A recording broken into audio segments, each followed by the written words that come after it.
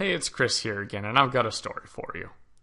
Once upon a time, there was a mountain with two camps of loggers, one on the east side and one on the west. Every season, the two logging companies competed fiercely with each other to see who could harvest the best and most lumber from the mountain. Now, lumberjacks in general were a pretty fearsome breed, hard-working and hard-drinking. And after they finished a hard day's work, all the men from both logging companies liked to do their drinking at a pub that was at the very top of the mountain. Late one night, after a really productive day on both sides of the mountain, the pub talk became heated. They debated which company had the best lumberjack among them. Things started to escalate. Chests puffed out. Fists pounded tables. Curses were uttered that would make a sailor go pale. And just as the flannel sleeves started getting rolled up in prep for an all-out brawl, the foremen of both companies showed up, and, with the threat of docking their pay, quickly brought the men back to their senses. Injured workers aren't any good for business, after all. So, the companies decided to settle their dispute with an irrefutable contest of lumberjack prowess. A wood-chopping duel between the best logger from the east side and the best from the west. The rules were simple.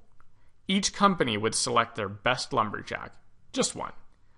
Those two competitors would have from sunup to sundown to chop down as many trees as they could. Their fellow lumberjacks would stack the fallen trees for them. Whoever ended with the biggest pile would win. Now, the Western Company immediately proclaimed their champion. He was an ox of a man. Big, hairy, tireless, macho as a silverback gorilla. Born and raised in a family of lumberjacks. After a few minutes of gruff, whiskey-scented whispering, the Eastern Company selected their champion. A slender, quiet man, sitting alone in the corner with a cup of tea and a book. The Westerners roared with laughter. Surely this was a joke. The man had worked on the mountain barely a season, and he looked like he could barely lift an axe. Once the laughter died down, and after another couple rounds of drinks, the men called it a night, eager to watch their chosen champion win on the next day. The next morning, the competitors didn't say a word to one another, but as soon as the sun came up, they both started chopping. The big man attacked his trees with the ferocity of a starving bear, eager to prove himself the winner right from the get-go. And after less than an hour, the smaller, quiet man took a break and sat by his fire for a little while. The big man couldn't believe it. He wasn't even the slightest bit tired, and his foolish opponent was practically handing him the victory already. Confident, the big man laughed, and he doubled his effort. After 15 minutes or so, the quiet man casually went back to chopping. Another hour later, the same thing happened. Again, the smaller man took a break, and the big man kept working hard, shaking his head in disbelief. Finally, after the third hour, the big man took a break, at the same time as his opponent did. While gnawing on his jerky and sipping some whiskey from his flask, he glared scornfully at the small, quiet man. And that's exactly how it went on for the rest of the day. Every hour, the small, quiet man left his work, and the big man kept chopping. The larger man rested once more at about 6 hours in, then powered on through the sunset. After the sun had finally set, the judges examined both wood piles. The man from the Western Company tapped his axe impatiently. He was convinced this was a waste of time. That is, until the judges announced that the slender man had won. Once the big guy recovered from his shock and examined the wood piles himself, he stormed over to the slender man to find out how he'd cheated.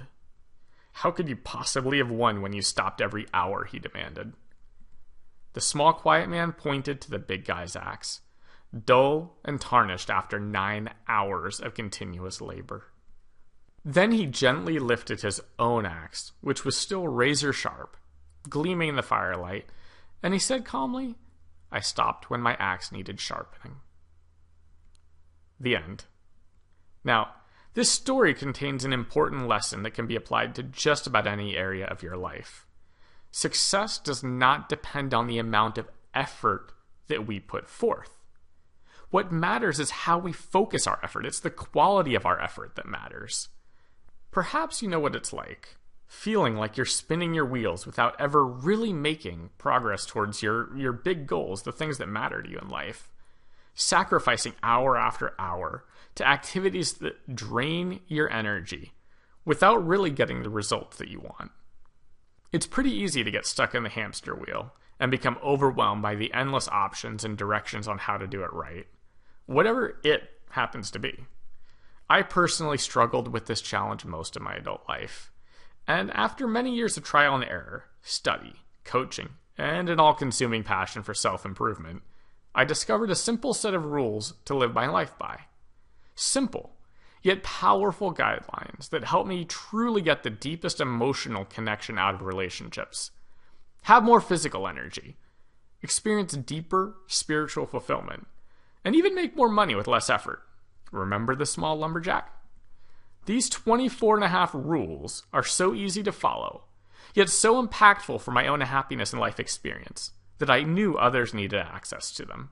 That's why I've chosen to distill all of my years of life-optimizing research into one short, easy-to-digest online course. It's called Optimize Your Life. And in a few short hours, it'll teach you how to eliminate overwhelm, increase your physical energy and vitality, and have a more productive, joyful, and most importantly, fulfilling experience of life. And it's also just $7. On top of that, I'll even include my ironclad 100% satisfaction guarantee. If you feel like this program hasn't helped you experience more joy, energy, and success, or you just feel like it wasn't worth $7, I'll refund every penny. And if it does make the difference in your life that I think it will, all I ask is that you send me a quick email about the positive changes you're experiencing in your life, so that we can celebrate them together. Fair enough? Either my simple life hacks help you become healthier, happier, and more productive, or they don't. If they do, then you can review the course as often as you like and owe me nothing more ever. And if they don't, just email me and let me know. You'll be out $0. I'll refund your $7 completely, and you can still access the online course forever. You've literally got nothing to lose, and a more happy, healthy, peaceful, and successful life to gain. Sound good? Press the button below this video, and I'll send you access to Optimize Your Life instantly.